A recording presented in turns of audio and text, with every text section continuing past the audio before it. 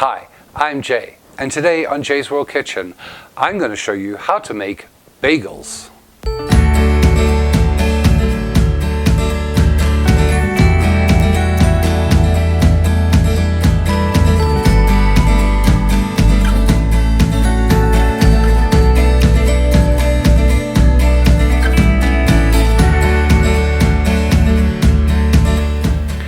I really enjoy bagels, and they make a perfect snack or a quick breakfast or something on the go when you're really hungry.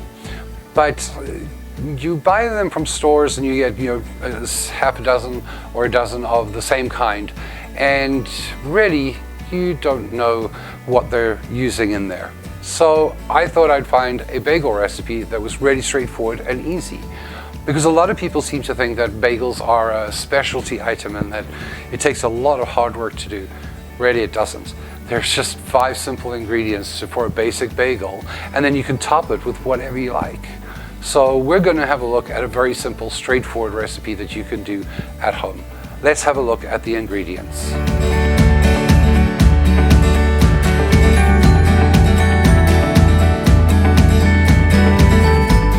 For a basic bagel, there really are only 5 ingredients, and they are 1 tablespoon of instant yeast, 4 cups of unbleached bread flour, 2 teaspoons of salt, 1 tablespoon of brown sugar, and 1 1/3 cups of lukewarm water.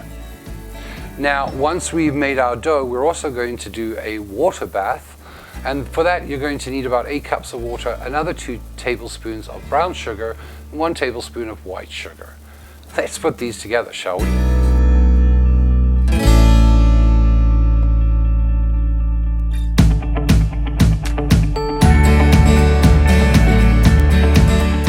Honestly, throwing this together couldn't be simpler. I'm using my stand mixer because I find that a lot easier with doughs, and it really is a simple process. We're actually going to put all of our dry ingredients together into the bowl first and then add in our water and simply knead that. So I'm starting with my yeast, my sugar, my salt, and finally my flour. And once all your dry ingredients are in, we're going to engage that, and I'm just going to add in my water.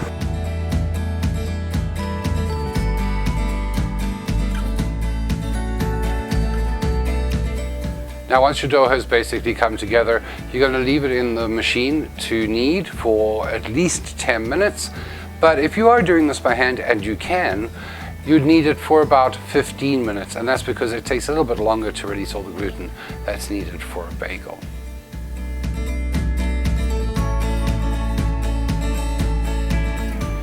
But once that process is complete, you're going to have quite a smooth dough. And I'm just going to be using a bowl that I use for my flour, giving it a quick oil.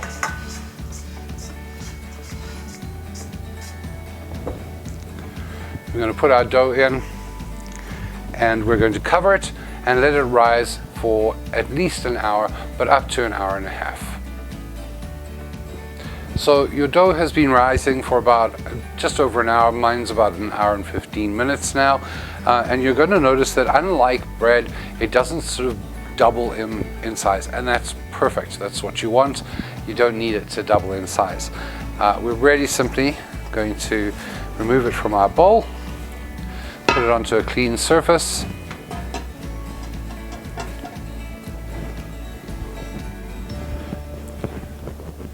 And I'm just making one big ball out of it.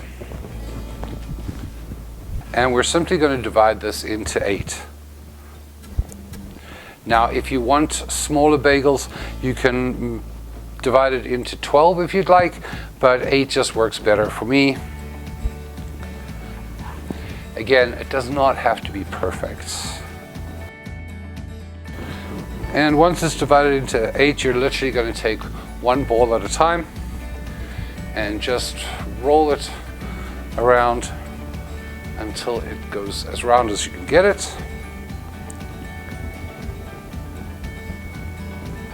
Again, doesn't have to be perfect. We're going to pop those onto a greased piece of parchment paper which is on a baking sheet. And repeat that for all of the 8 or 12 pieces.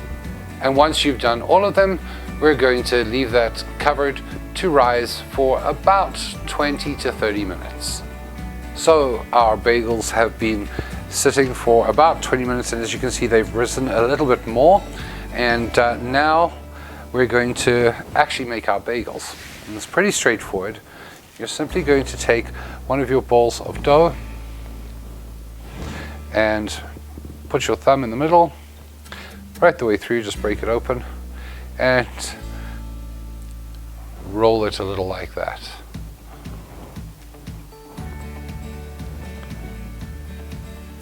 Until it's got a large hole in it, and then you're just going to simply pop that onto a baking sheet again that is lined with parchment paper, and repeat that for all of your dough.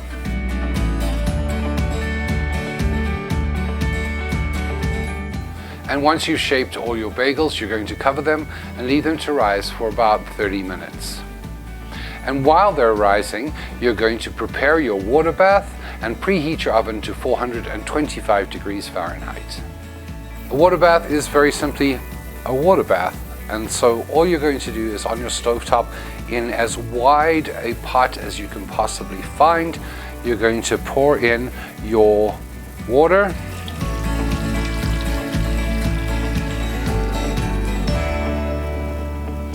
and add in both of your sugars and let this come to a low simmer. And it should simmer just about the time that your bagels have risen for half an hour. So it's now been half an hour that our bagels have been rising, and they're looking quite nice and puffy. And our water bath is simmering very nicely. And what you're going to do is you're going to drop in bagels 4 at a time. You may need to turn your water up once you put them in, and you want to boil them on one side for 2 minutes and then flip them over and boil them for another minute on the other side.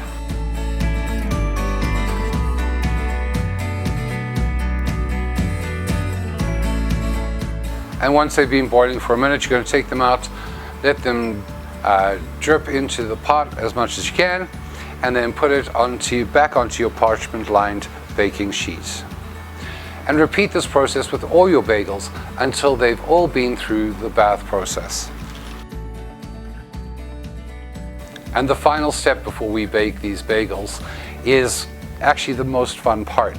You can top these with just about anything you want. And today I'm going to do a couple of different ones. And what I'm using is 1 egg white with a tablespoon of just water, just slightly beaten, just so it's slightly frothy. And I've got poppy seeds, sesame seeds, and then a mix of flax seed and sunflower seed with poppy and sesame. So I'm going to make a variety of bagels today. And what you want to do is you want to just brush the tops of the bagels that you want to coat and liberally spread on the seeds that you want on that bagel.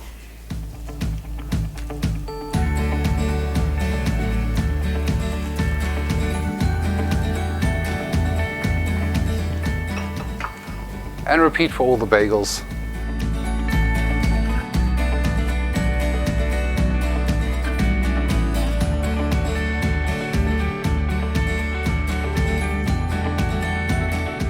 And once you have coated all of your bagels the way you like them, pop them into your 425 degree Fahrenheit oven for 20 to 25 minutes, or until they're about as brown as you like to see them, and then take them out and enjoy.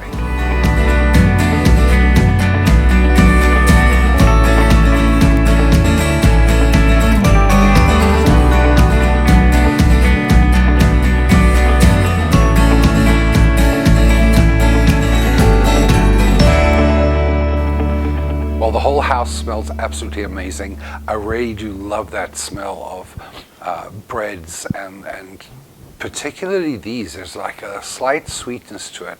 I'm actually quite excited, and I picked one of the poppy seed ones to try, and I'm really looking forward to this little bite. But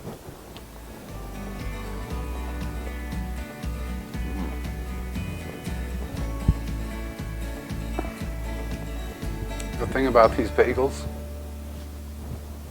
you will never want to go back to store-bought bagels again. These are amazing. And the wonderful thing about them, of course, is that they store really well. If you wrap them tightly, you can actually freeze them as well. But wow, these are really good. I don't think they'll last long enough to get frozen. Definitely a favorite of mine. I would love to hear from you if you tried this recipe, how these bagels turned out for you and what you did to make them unique in the comment section below. Remember too, if you enjoyed this video, to hit that like button, hit that subscribe button if you haven't already, and remember to turn on notifications so that you know when my next video drops. Remember too that you can follow me on my social media, both my Facebook and my Instagram, and those links are below in the comment section. Remember too, if you would like to financially support this channel, you can do so via Patreon.